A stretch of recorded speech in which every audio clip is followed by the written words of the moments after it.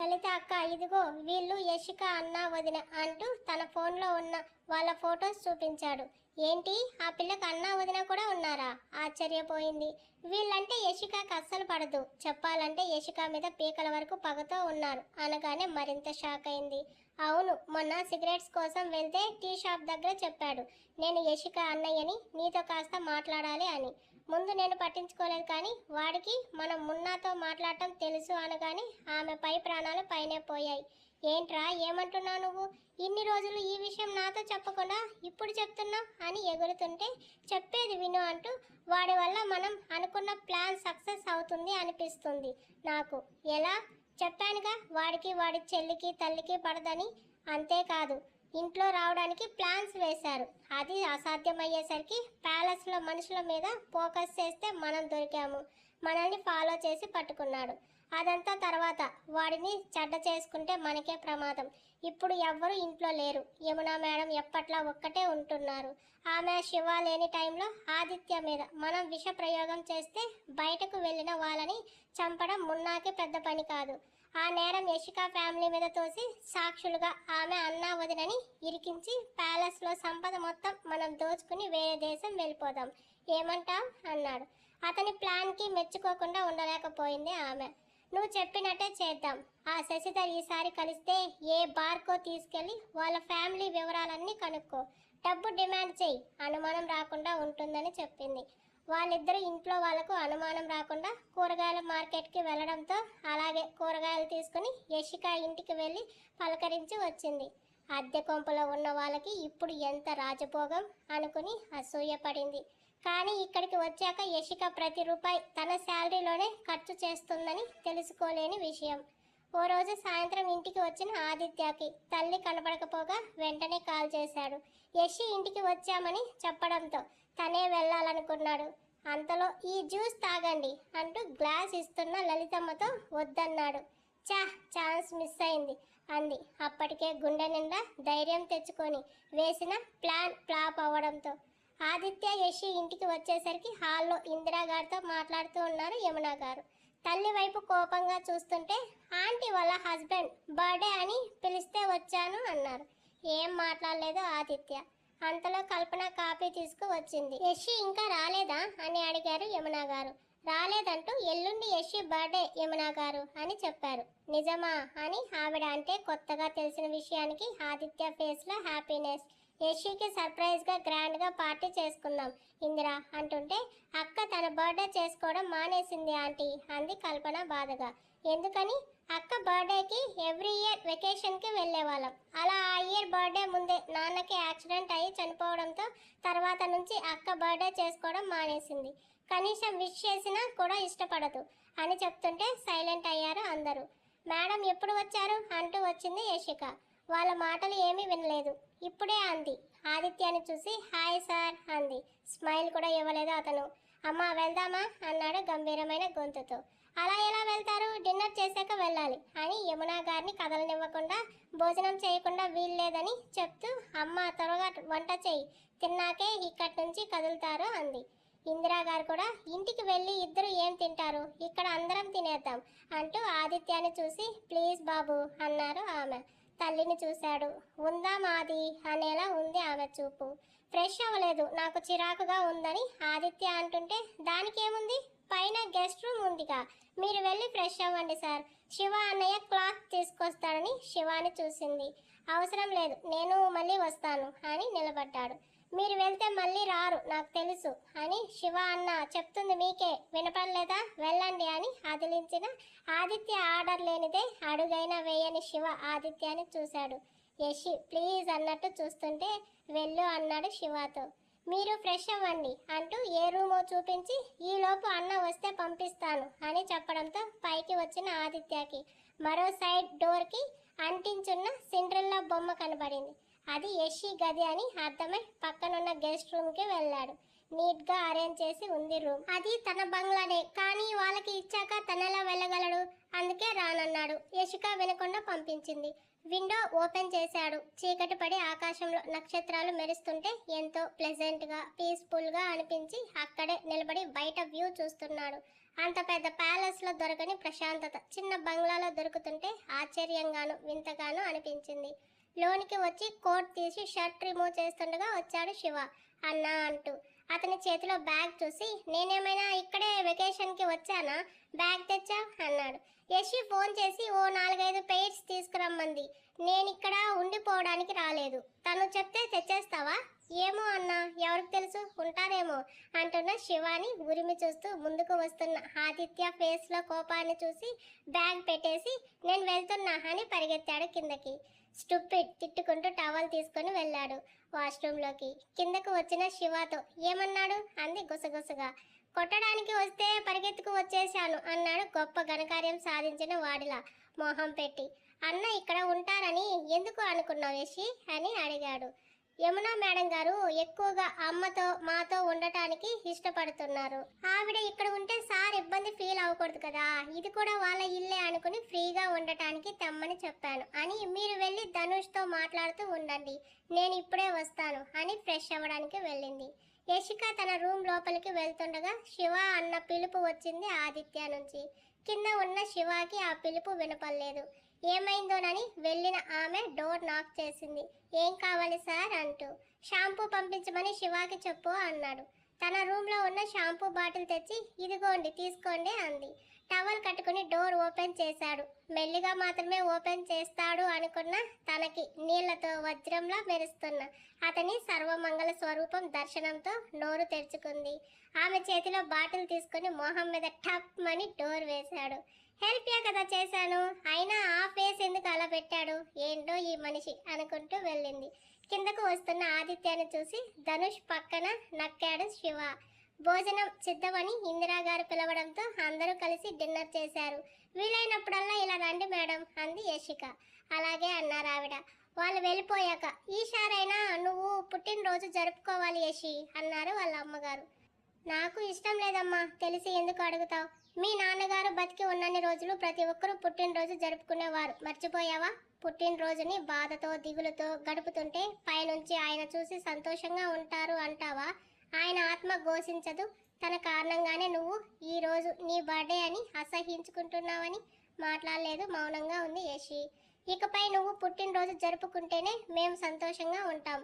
ఆ ఇన్సిడెంట్ నుంచి move on అయ్యాం మేమందరం. నువ్వు మాత్రం ఎందుకు ఇంకా అక్కడే స్ట్రక్ అయిపోయావు? ఇలా ఉంటే మీ నాన్నగారు కూడా సంతోషపడరు, బాధపడతారని గట్టిగా బ్రెయిన్ వాష్ చేయడంతో సరే అనక తప్పలేదు తనకి. తల్లి సంతోషంగా ఉంటే ఆ ఆనందంలోనే తన తండ్రి చిరునవ్వుని చూసుకోవాలని అనుకుంది. సరే అనడంతో పార్టీ చేసుకుందామా అంది కల్పన సంబరంగా. శశిధర్ సుచిత్రతో ప్యాలెస్లో పనిచేసే వారిని కలిశాను అనగానే, బాగా ఆలోచించావా, మనం వాళ్ళతో చేతులు కలిపితే వాటాలకి వస్తారు.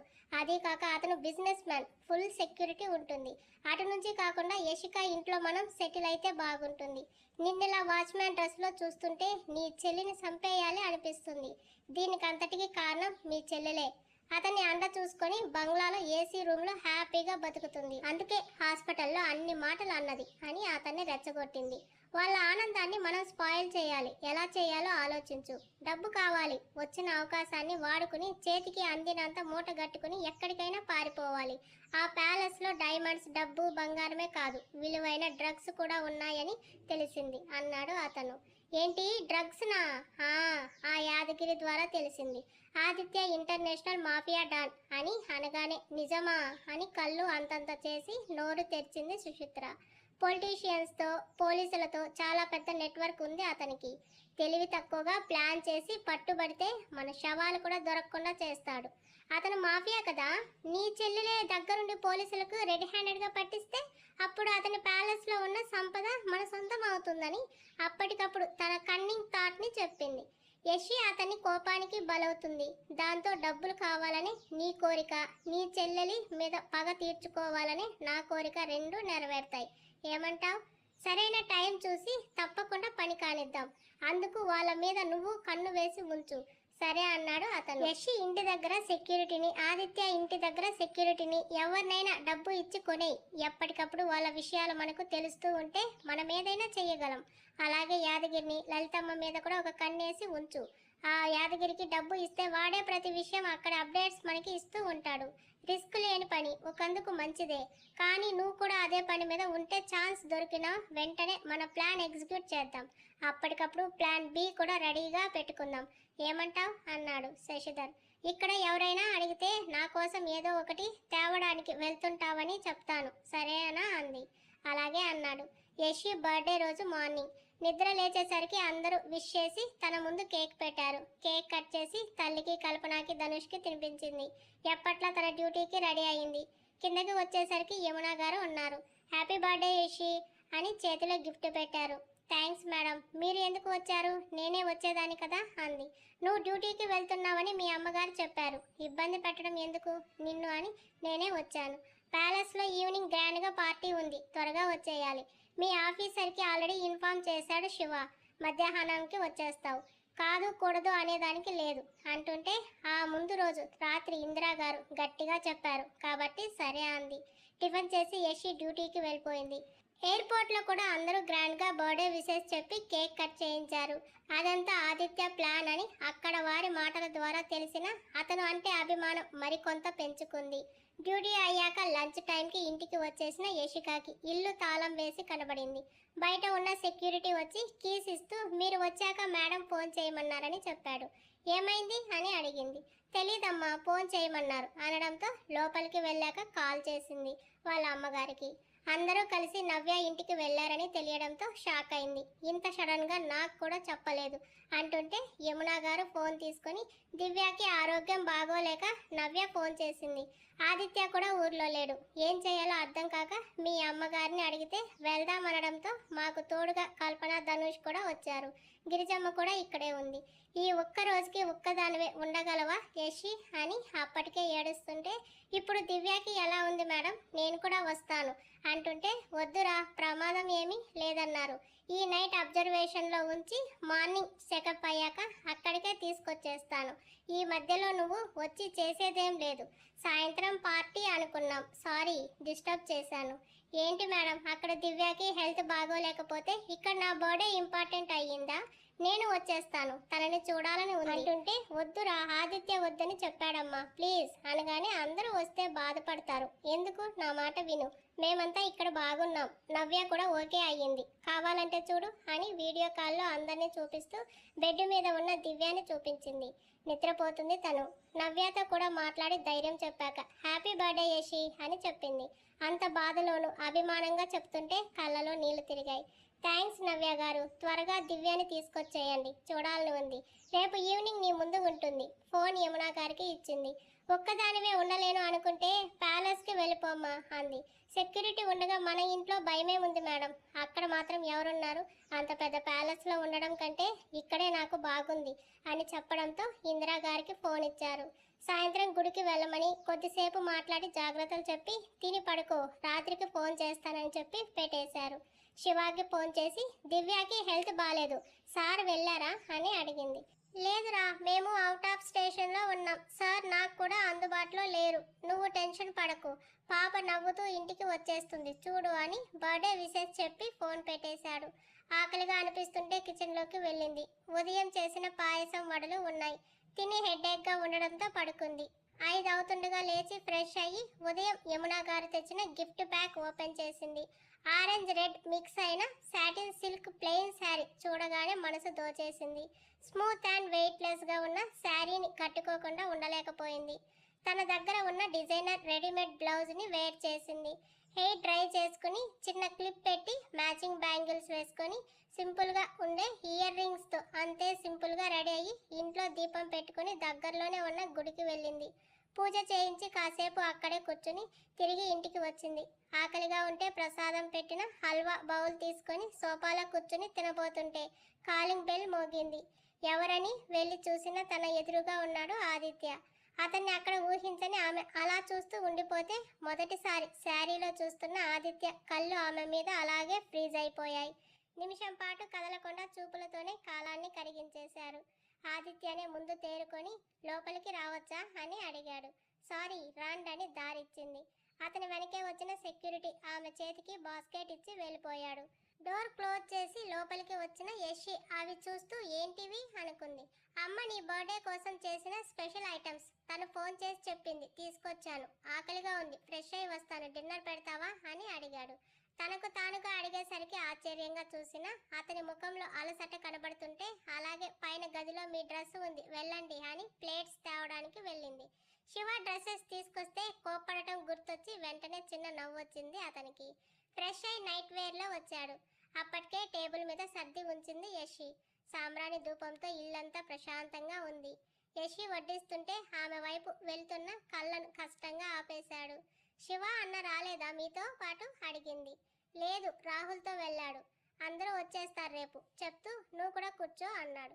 మీరు తినండి, నేను మళ్ళీ తింటాను అంటుంటే పర్వాలేదు కూర్చో అనగానే అతని పక్కనే కూర్చొని తను కూడా సర్వ్ చేసుకుంది. స్వీట్ హార్ట్స్ నుంచి నాన్ వెజ్ ఐటమ్స్ కూడా చేశారు.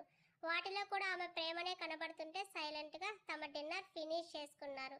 లేచి వెళ్తున్న యషి చేయి పట్టుకున్నాడు ఆది. ఉలిక్కిపడి చూసిన ఆమె చేతిలో బాక్స్ పెట్టి హ్యాపీ బర్త్డే అన్నాడు. థ్యాంక్ యూ అంది చిరునవ్వుతో. ఓపెన్ ఇట్ అన్నాడు. మళ్ళీ చూస్తానని చెప్తున్నా తనని కూర్చోబెట్టి చూడు అన్నాడు. అతని ప్రవర్తనకి వింతగా అనిపించిన బాక్స్ ఓపెన్ చేసింది. గోల్డెన్ యాంకిల్స్ ఉన్నాయి. దానితో పాటే నల్ల పూసలు ఉన్న వెండి దిష్టి చైన్ కూడా. నచ్చాయా అడుగుతున్న అతని కళ్ళు లేత ఎరుపు రంగుకి మారాయి. అప్పుడే ఫ్రెష్ అయి వచ్చినా కూడా నుదుటి మీద చిరు చెమటలు పట్టి ఫేస్ కూడా వచ్చినప్పుడు ఉన్న ప్లెజెంట్నెస్ ని కోల్పోతుంటే బాగున్నాయి కానీ మీరు ఓకే కదా అని అంది. జస్ట్ బాగున్నాయా బాగా నచ్చాయా అడుగుతూ టేబుల్ మీద ఉన్న ఆమె చేతి మీద చెయ్యి వేశాడు. అతని ఒళ్ళు కాలిపోతున్నట్టు ఉంటే మీ బాడీ టెంపరేచర్ ఏంటి ఇలా ఉంది, ఆర్ యూ ఓకే? లేచి అతని నుదురు చెంపలు తాకి చూడగా బగ్గుమన్నాయి. ఫీవర్ వచ్చినట్టుంది. ఇప్పటికిప్పుడు ఎలా సాధ్యం? ఇంతకు ముందు వరకు బాగానే ఉన్నారుగా అడుగుతున్న యషికి కూడా నెమ్మదిగా తలంతా మత్తుగా అనిపించడం మొదలైంది. కళ్ళు తిరిగినట్టు అనిపించి టేబుల్ ఎడ్జ్ పట్టుకోబోతూ బ్యాలెన్స్ తప్పి అతని ఒడిలో పడిపోయింది. స్టే అవే ఆమెను దూరం జరిపి లేచి నిల్చున్న ఆదిత్య పడిపోతున్న ఆమెను పట్టుకున్నాడు. ఏమైంది అన్నది ఇద్దరికీ అర్థం కాలేదు. అర్థమయ్యే సిచ్యువేషన్లో కూడా లేరు. ఒళ్ళంతా వేడి సెగలు చుట్టుముట్టి ఊపిరిని వేగంగా మారుస్తుంటే గుండె వేగం అమాంతం పెరిగిపోయింది ఇద్దరికి. ఆది నాకేదో అవుతుంది, ఏమైంది? తలంతా తిరుగుతుంది, ఏదో శక్తి వచ్చినట్టుంది బాడీ మొత్తం చెప్తూనే అతని చెయ్యి పట్టుకుంది సపోర్ట్ కోసం. ఆమె స్పర్శని అతని శరీరం కోరుకుంటుందని మైండ్ సిగ్నల్స్ పంపుతుంటే అంతటి తీవ్రమైన సంఘర్షణలోనూ ఏదో బ్యాడ్ వైబ్ సెన్స్ చేసిన ఆదిత్య ఫోన్ కోసం చూడగా పైన గదిలో ఉందని గుర్తు వచ్చి ఆమెను సోఫాలో కూర్చోబెట్టి వాటర్తో మొహం కడుక్కున్నాడు. సెక్యూరిటీని పిలవడానికి వెళ్తుంటే అతని చెయ్యి పట్టుకొని ఆపేస్తూ నన్ను వదిలి వెళ్ళకు ఆది అని అమాయకంగా చూస్తున్న ఆమె కళ్ళను చూస్తూ అతని అడుగు ముందుకు పడలేదు. ఫీలింగ్స్ పెరిగిపోతున్న అతి కష్టం మీద ఆపుతూ ఆమె చెయ్యి విడిపించుకుని ముందుకు వెళ్తుంటే వెళ్ళనివ్వలేదు. వెళ్ళొద్దని చెప్పానా? ఎందుకు నన్ను వదిలి వెళ్ళిపోతున్నావు? మా నాన్నలా నువ్వు కూడా నాకు దూరం అయిపోతావా? ఏడవసాగింది. ఆమె కన్నీళ్లు అతని ఆలోచన శక్తిని మార్చేస్తే మోకాళ్ళ మీద కూర్చొని ఆమె ముఖాన్ని దోసిట్లోకి తీసుకొని నిన్ను వదిలి ఎక్కడికి వెళ్తాను? ఎక్కడికి వెళ్ళను. నువ్వు వెళ్తానన్నా పంపించను. ఎందుకు పంపించావు? నేను నీకేమవుతానని? మా కోసం ఇదంతా ఎందుకు చేస్తున్నావు? చిన్న నవ్వు అతనిలో. ఆది నువ్వు నవ్వితే ఎంత బాగుంటావో తెలుసా? ఎంత కొంట చూపుతో చూశాడు. ఇంత చెప్తూ ఆదిత్య ఫోర్ హెడ్ కిస్ చేసి చాలా చాలా బాగుంటావు. ఎప్పుడు మొహం ముడుచుకొని ఉంటావెందుకు? కాస్త నవ్వితే నీ సొమ్మేమైనా పోతుందా? నవ్వితే మాత్రం సొమ్ము వస్తుందా? చిలిపిగా అడిగాడు. రాకపోవచ్చు, కానీ ఒక చిరునవ్వుతో ఎంత బాధనైనా మర్చిపోవచ్చని నాన్న అంటూ ఉంటారు. ముఖం మీద చిరునవ్వు చెదరకూడదు ఎంత కష్టమైనా. అలాగే ఉండొచ్చుగా నువ్వు కూడా. అయినా నాకెందుకు ఈరోజు ఇంత సంతోషంగా ఉంది? మైండ్ అంతా రిలాక్స్డ్గా ఉంది. నీతో ఇలా ఉండటం కూడా బాగుంది. గట్టిగా ఊపిరి పీల్చుకుని లేచాడు ఆది.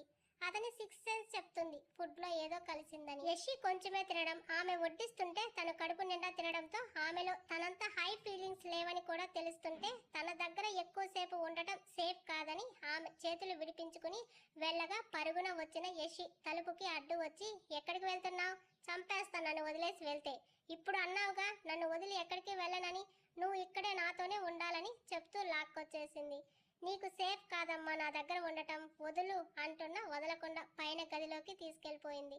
గదిలో సైడ్ టేబుల్ దగ్గర ఉన్న ఆదిత్య ఫోన్ తీసుకోవడానికి వెళ్తుంటే డోర్ వేసిన యశిక బోల్ట్ పెట్టి వెనక్కి తిరిగేసరికి ఆదిత్య ఫోన్ తీసుకుని ఆన్ చేస్తున్నాడు. ఛార్జింగ్ లేకపోవడంతో స్విచ్ ఆఫ్ అయ్యింది. షట్ అనుకొని ఛార్జర్ ఎక్కడుందో చూడటానికని తిరిగిన అతని ముందు ఉన్న యశి ఆదిత్య చేతిలో ఫోన్ లాక్కొని నేలకేసి కొట్టింది. ఏయ్ మెంటల్, ఏం చేస్తున్నావు? గర్జించాడు. గుండె పట్టుకుంది బెదిరి భయంతో. అతని పరిస్థితి అంతకంతకు దిగజారిపోతుంటే బెదిరి పిచ్చుకలా వణుకుతున్న ఆమెని గుండెకు హత్తుకున్నాడు.